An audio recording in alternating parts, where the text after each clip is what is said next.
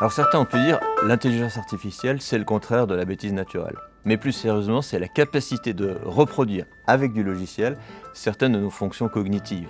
Par exemple, nos capacités sensorielles, vision, audition, notre langage qui nous permet de communiquer et de nous faire comprendre, ou nos capacités d'apprentissage qui nous permettent de développer de nouvelles compétences, notre raisonnement, celui des mathématiciens pour prouver de nouveaux théorèmes, mais aussi celui qui nous sert dans la vie quotidienne pour définir les étapes nous permettant d'accomplir une tâche précise. Et peut-être demain, nos émotions et notre libre arbitre, celui qui me permet de décider de ma priorité du moment.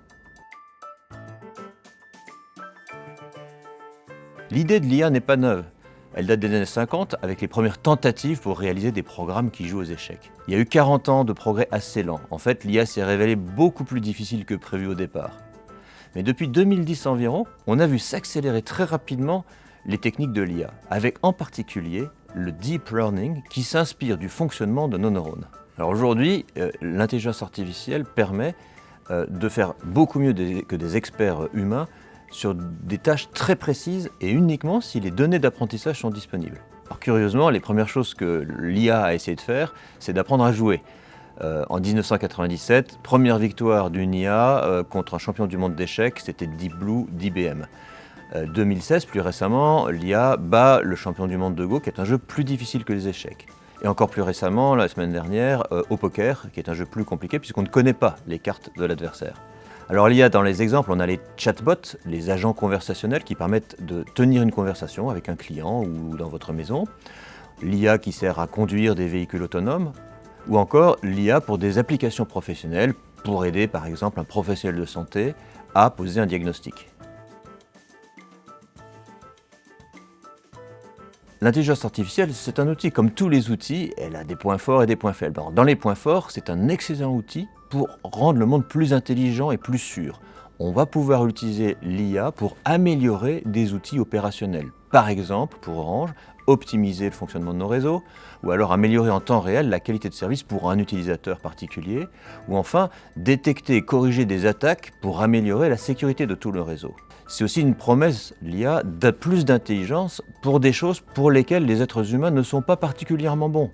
Par exemple, l'objectivité. L'IA a pu montrer que sur les films d'Hollywood les plus récents, 30% du temps de présence sur l'écran seulement était réservé aux femmes, les hommes bénéficiant de 70%. Ça, on s'en était pas rendu compte tout seul. Mais comme les autres outils, l'IA engendre risques et problèmes potentiels.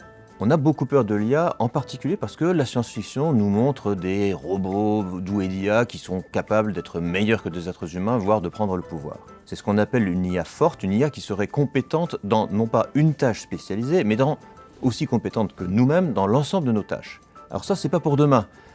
Personne ne sait comment réaliser une telle IA. Ça reste un fantasme d'écrivain, ça n'est pas une réalité scientifique aujourd'hui. Plus sérieusement, dans les problèmes d'aujourd'hui de l'IA, il y a ce qu'on appelle des biais d'apprentissage. La technique de deep learning, elle a comme défaut, quand on la nourrit avec des millions et des millions de données, de répéter les erreurs du passé. Par exemple, si une entreprise a fait des discriminations et a nommé plus d'hommes que de femmes dans des postes à responsabilité, eh bien si une IA essayait de prédire le meilleur candidat pour un poste, elle aurait tendance à proposer plus d'hommes que de femmes, ce qui est évidemment pas ce qu'on veut aujourd'hui. Bref, l'IA c'est un super outil pour renforcer la promesse client et rendre la société plus intelligente. Mais comme pour tous les outils, il faudra apprendre à bien nous en servir. Et ça tombe bien, avec nos experts, Orange est à la pointe de la recherche mondiale dans certains domaines de l'IA.